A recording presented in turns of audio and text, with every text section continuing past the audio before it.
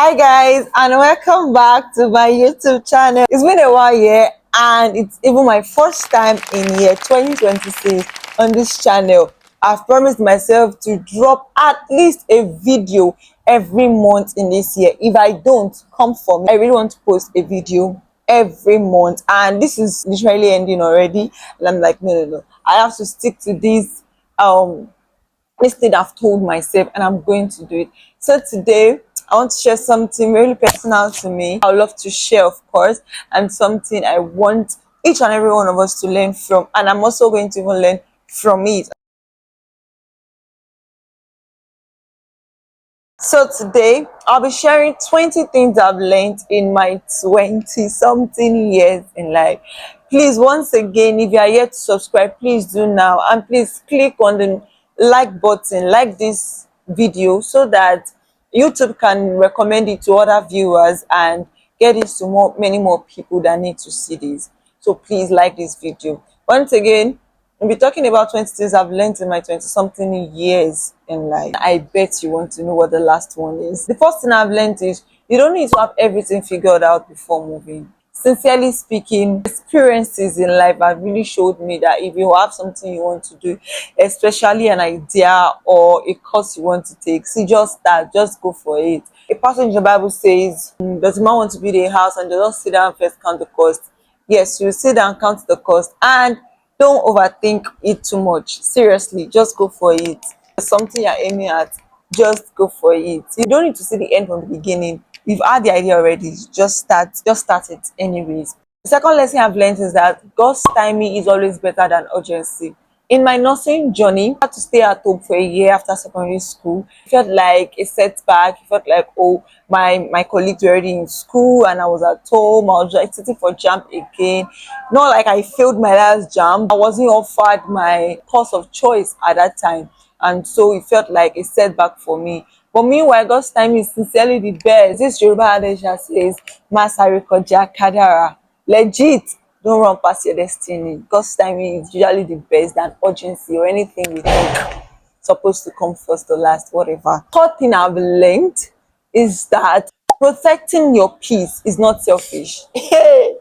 Your mental health, your peace, protecting it, safeguarding it, bro, is not selfish. It's self-love, it's self-awareness, is giving yourself stability. The fourth thing I've learned is that the people who really care will show up and watch actions, not words. Let me tell you something. The last 5 years, I've celebrated my birthday. I've had several people tell you, oh, I'm going to send you this, maybe for my birthday, or maybe during my birthday, I'm going to send you this, I'm going to send you that. I don't watch words, I watch action. I watch you do it. I watch you go out of your way for me. Same thing, and of course, I'm not saying people should go out of their way for me and I can't do that. No, of course I do that. So I watch actions, not words, not what you tell me, not how you do, it is what you are doing. The fifth thing I've learned is that comparison kills faster than any other thing. If you compare yourself, you are literally on your way to DEATH, vet, because just choke yourself or give yourself unnecessary pressure, stress yourself out. Seriously, stress yourself out because it's not needed. Don't compare yourself. Compare your own goals, compare your achievements, not comparing yourself with other people's achievements or other people's goals. Sixth point is prayer should not be your last option, bro. It should be your first option. I learned this at a very young age and I'm so grateful. Prayer does a lot of things. See, a word of prayer, silent prayers, prayer under your breath, speaking thoughts under your breath does more than we know. So prayer is not really the last thing. It's not the last option, but it's usually and should be your first option. The seventh lesson I've learned so far is that rest is productive and burnout is not badge of honor. That you're stressed doesn't mean you're doing a lot. That you look tired doesn't mean you're doing a lot. So rest is productive and burnout is not a badge of honor. The eighth lessons I've had is that saying no will certainly hurt some people, but it's okay. You can't say yes to everybody, and you should not say yes to everybody. So saying no can be painful to some people, especially if it's not okay with you. And it's okay. It's okay. It's not selfish. Yeah, it's not. The ninth lesson I've learned is that you become like the people you spent your time, most of your time with. Legit. And this is 100. I've realized that the people I've associated myself with in the last couple of years has actually helped in shaping me to who I am, in what I do, in things I venture into, in how I speak, in almost everything that I do. People I surround myself with say, listen, if you surround yourself with people who bring you down, whose words drag you down, I bet you are going to be that way. You're going to see yourself as low. You're going to have this low self-esteem, and you'll be able to build yourself up and bring yourself up to the best version that you are. The 10th lesson I've learned in my 20 something years in life is that you spend your time wisely. Time now money. I do a list of how I want my day to be spent, like my 24 hours. I try to tell myself, okay, you get today for today, because not every day can have 8 hours sleep. So I can say for today, you're going to have 8 hours sleep. I'm going to cut across 2 days, 48 hours. You're going to have 8 hours sleep, and you're going to spend 8 hours maybe working. You're going to spend these 2 hours praying. You're going to spend these 2 hours reading a book. You're going to do this. I'm going to divide the number of hours per day, because the quality of how you spend your time is the quality of the version you'll be becoming. The 11th thing I've learned is that content creation is not about visibility, but about impact. Content creation has given me a depth of understanding. You actually at first go after visibility, you literally become frustrated. But seeing the impact that content creation has made me have in recent times has really given me that confidence. That's what I want.